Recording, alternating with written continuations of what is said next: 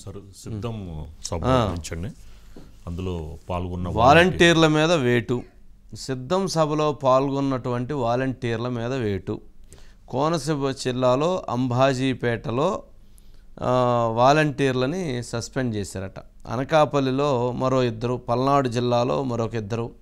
ఎక్కడైతే లోకల్గా జరుగుతున్నటువంటి ఎమ్మెల్యేల ఆధ్వర్యంలో, మంత్రుల ఆధ్వర్యంలో జరుగుతున్నటువంటి సిద్ధం సభలలో వాలంటీర్లు పోయి పాల్గొంటే వాళ్ళని ఎన్నికల కమిషన్ సస్పెండ్ చేస్తుంది. అందుకని ఎవరైతే వాలంటీర్లు ఇప్పుడు గనక వైసీపీ నిర్వహిస్తున్నటువంటి సిద్ధం సభల్లో పాల్గొంటే, లేదా తెలుగుదేశం పార్టీ నిర్వహిస్తున్నటువంటి సభల్లో పాల్గొన్నా, లేక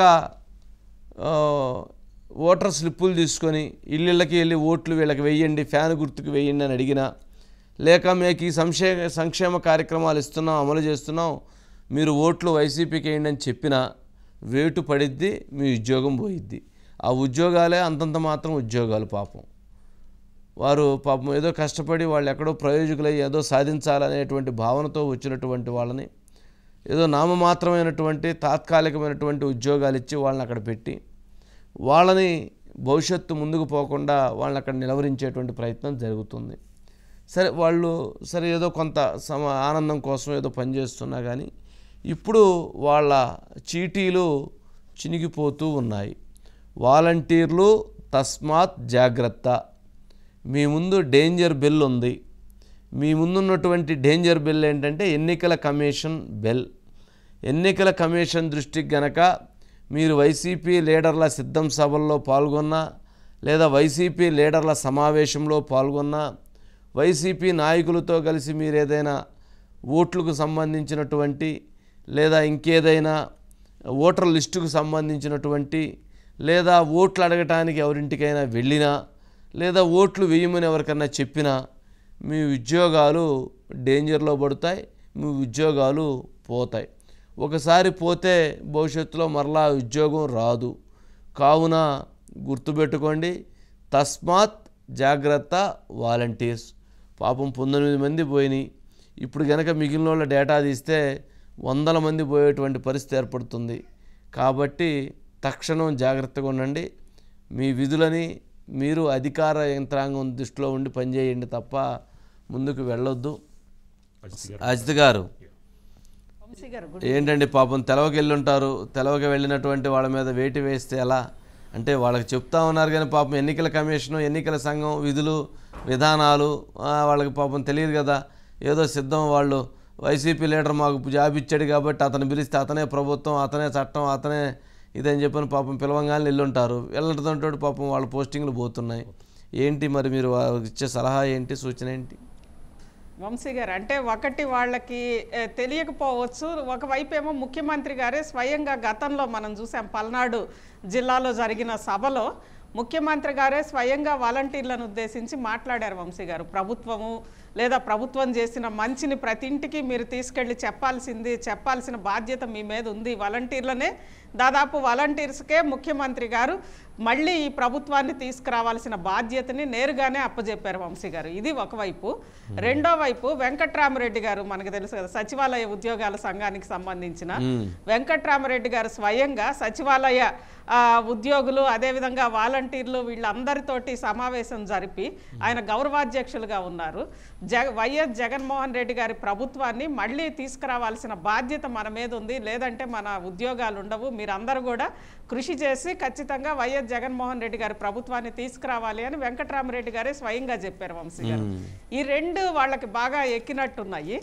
దాంట్లో భాగంగానే వాళ్ళు అంటే ఇప్పుడు అంబాజీపేట మండలంలో జరిగిన 3 ఊర్లకు సంబంధించి 16 మంది, దాంతోపాటు అనకాపల్లికి సంబంధించి 2, పల్నాడు పెదకూరుపాడుకు సంబంధించి ఒక్కళ్ళ మీద ప్రస్తుతానికి వేటు వేసినప్పటికీ నిన్ననే చూసాం వంశీ గారు గన్నవరం నియోజకవర్గంలో పూర్తిగా అంటే వైసీపీ ఇన్ఛార్జి తోటి చేతుల మీద చేతులేసేసుకొని వాళ్ళు వెళ్తూ ప్రచారం చేస్తున్నారు.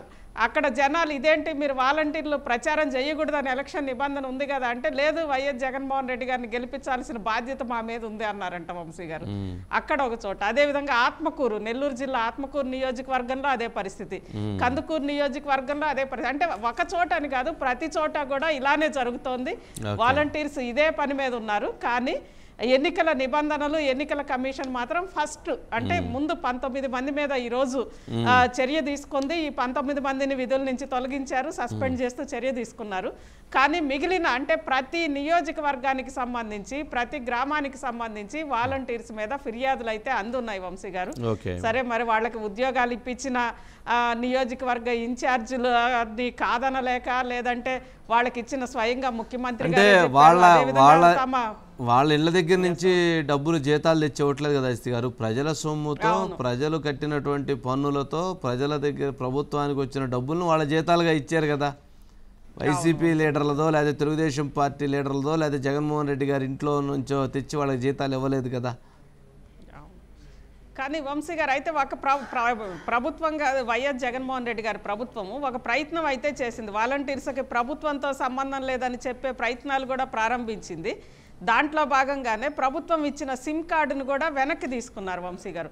ఇలాంటివి కొన్ని చేసి ప్రభుత్వంతో సంబంధం లేదని చెప్పే ఎస్టాబ్లిష్ చేసే ప్రయత్నాలు చేస్తున్నప్పటికి కూడా వాళ్ళు ప్రభుత్వ ఉద్యోగులే, ప్రభుత్వం నుంచి జీతం తీసుకుంటున్నారు. పైపెచ్చు ప్రభుత్వం చేసిన recruitment YSR Congress party job క్యాలెండర్లో ప్రధానంగా అత్యధిక సంఖ్యలో మేము ఇంతమందికి ఉద్యోగాలు ఇచ్చామని చెప్పుకునే దానికి వాలంటీర్లే మిగిలారు వంశీ గారు.